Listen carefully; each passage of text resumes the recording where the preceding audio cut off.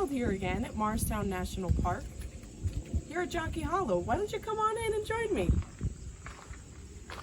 So I am standing in the replica of a soldier's hut. We had talked about those before.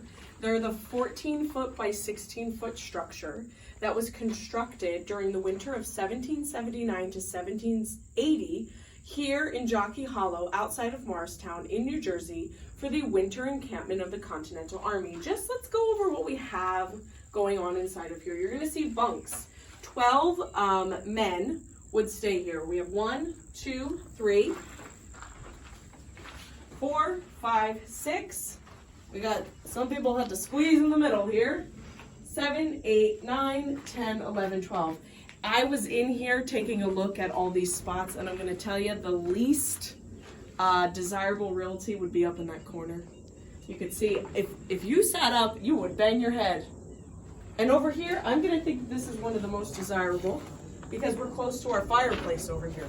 So the fireplace is super important to our hut here. Provides warmth for the soldiers, and also is the spot that they cook the food, the small amount of rations that they were provided.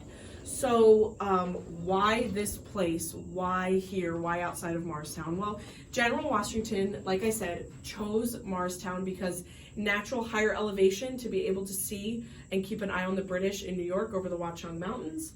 But why this spot in particular? We're on a hill. I don't know if you noticed that. We are on a hill, and the huts are built purposefully on a hill. We have about 1,000 huts with 10,000 soldiers. 1,000 huts, 10,000 soldiers, in addition to some officer homes. That makes this, during this time period, the 5th largest settlement in the new nation. 5th largest. We got all these soldiers coming here with their winter encampment, 5th largest settlement in the new nation, which is crazy to think about. So back to the hill. Why are we on a hill?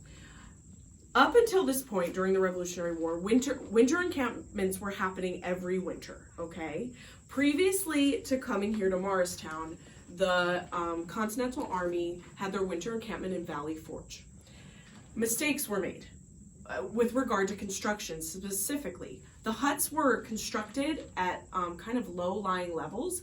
They got flooded, and that resulted in, like, it was uncomfortable, but also like the spread of disease and really poor hygiene. So Washington, they learned from their mistakes, which is something that we all can do at all times. They kind of took that as a learning opportunity. They came here, they're on a hill, drainage is going down the hill, so we don't have that low-lying levels in the flooding, and able to promote better hygiene. Really interesting thing that I mentioned before that I want to emphasize again is these huts, 16 by 14 feet, and if they were not constructed at the proper size, they were to be taken down. As far as living, I know certainly these are not the best conditions. We have a dirt floor, we've got lots of stuff, cobwebs going on, no insulation, and we're talking about the harshest winter in a century, the harshest winter in recorded times. So this was much better than a canvas tent, which is what they started with here at Jockey Hollow, but still not the best conditions. And something else that I learned out of these 10,000 people, the soldiers that came, there were also women and children here at Jockey Hollow during the winter encampment. And in fact, during that winter, 2 babies were born, which is really interesting. So we have 6 months that the soldiers are here, and the Continental Army and the British are not starting fighting again until the end of June of that year of 1780. So this is a replica of the soldier's hut here at Morristown National Historic Site, and see you next time.